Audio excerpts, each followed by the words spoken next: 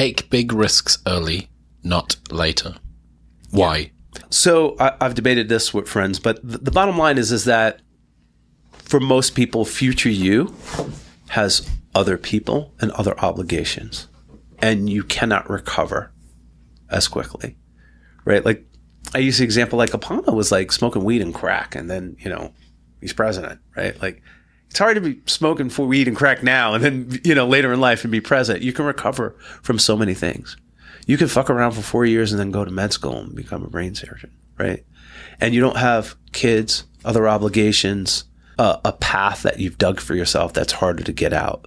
You can reorient yourself and have you're a time billionaire. You have billions, right? So you have a lot of time to recover, reorient yourself, and still have a very, very fulfilling life. The consequences of taking seems like big risks are not as great because of your ability to heal and recover. It's the same thing physically, right? If I tear something, fuck, it's going to take a long time to get it. 17-year-old tears something, like, how did they, my daughter had, she got airlifted out of Aspen to Denver Children's, right? She got this infection, and I don't know, she was traveling, and kids have porous bones. So it went to the back of her eye and it was going to go in her brain. They're like, your daughter has to go now. So they took her out of a small hospital in Aspen, whatever. She had 2 surgeries. Her eye was bulging out. Her resting heart rate was 155, 160. I'm panicking, right? So they do the surgery. She, you know, she's out of it. This is the last time I see my daughter. A week later, she's like, can I go to camp? Can I go swimming? I'm like, what the fuck? You alien. What are you witch. made of? Yeah, exactly. You know, it's rubber like, and magic. You know, and like when you have 2 kids, like I you know, your first kid, you're like, oh, they have a fever. You're running to the hospital. You're yelling and screaming at each other. They drop and fall. You're like flipping out over everything, right? By the second kid, you're like, roll them around. They'll be fine. They'll be fine, right? They'll be fine. And so, but if I felt like that, or I get sick like that, or if my resting heart rate is 155, you know, like call in the priest, right? Like I was literally call in the priest, right? Correct, and yeah. This is like your time, the asymmetric aspect. Sorry about that. That is my 6 o'clock alarm. One of the technologies I use that reminds me and prompts me to connect with my wife. So you would usually ring her, text her? Well, we'll be in each other's presence. We'll usually maybe do an hour.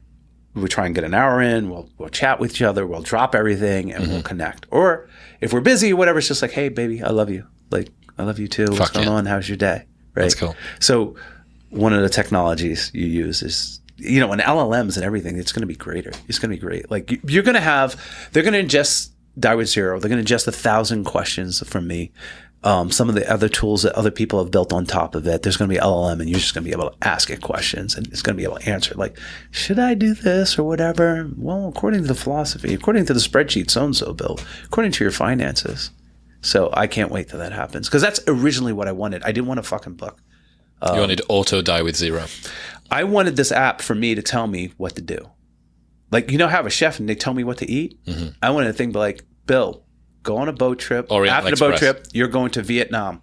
Camp this trail, hike here, stay in this hut. I know you don't like staying in huts, but you're going to love it. You know, based on your Hexaco personality profile. And exactly. Blah, blah, blah. Yeah. And then just keep ideating and giving me the adventure. So then when I hit the grave, I have all these scars. And I'm like, I used this fucking thing up. I had a great ride. But going back to this take risk early, right? Like I can't jump the wake right now. I can't do these things. And so the asymmetry of the risks disappear, right? But early means now. Like what risks you can take now means early. And sometimes everybody always thinks financial, right? Always thinks financial. I'm like, tell the fucking girl you love her first. Bare your heart. Take the ride. It's probably going to get broken, but that's great.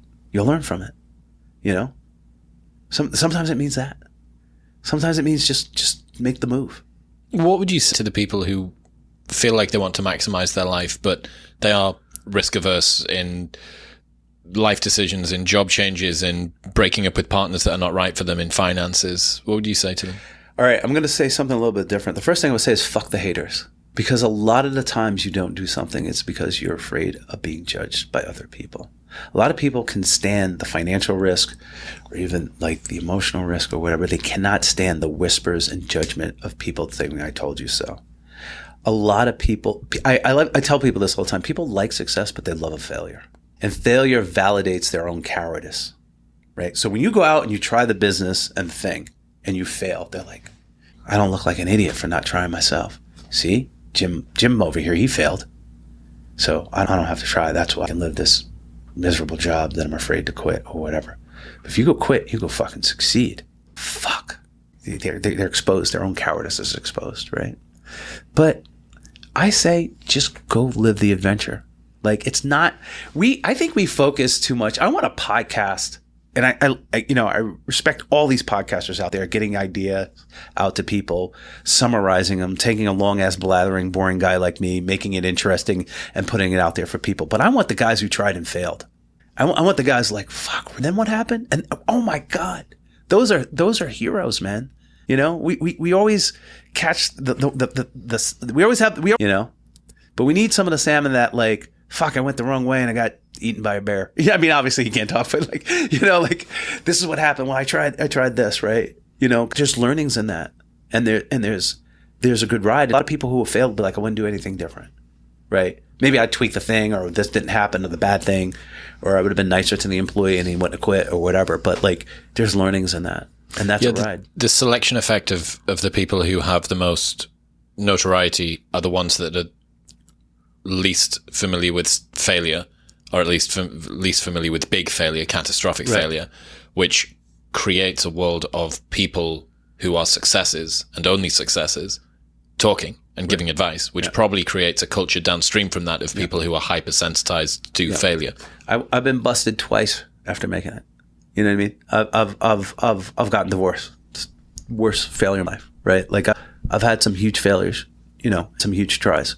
And so I'm here on your podcast. People are actually going to listen to me talk my bullshit. And, you know, to the person out there, you know, who's out there, who's on the edge, or, you know, if they really think about it, like it's a lot of it's your fear of being judged and you judging yourself. Just do your best. That's all you can do. Get out there, take life by the balls. Like, don't live. If you like, there is some romanticism, and I don't want to take away from it, from the cookie cutter simple life. There are some people out there who truly enjoy it. Like the tail end of my life, I would love to be a farmer. The monotony of growing things, right? But right now, I want scars, man. I want the ride. I do not want the cookie cutter life. I don't want to waste this ride. And so for the person out there who's like cookie cuttering it, but like really yearns to like strike out, try anything, move to the new city, chase the girl, say I love you first, you know what I mean? Get in shape, run the marathon, whatever it is, right? Like, don't waste your fucking life, dude. Don't do it. Don't let the fucking judgment of the haters make you waste your fucking life.